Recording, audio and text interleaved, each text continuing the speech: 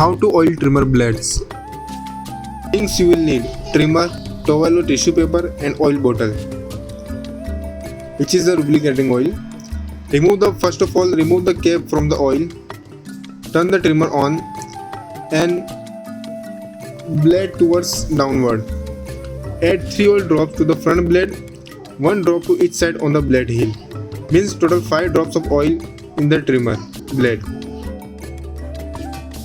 Turn the trimmer off and wipe off excess oil with a tissue paper. For best results, oil blades before each use. So guys, जैसा कि हमने animated video में बताया, अब हम यहाँ पे आपको प्रैक्टिकल करके बताएंगे कि ऑयल कैसे करना है।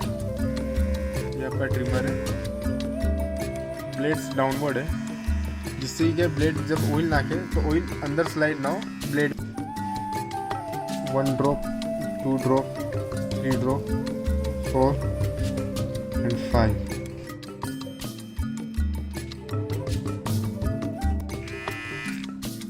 Remove the excessive oil using tissue paper, cotton.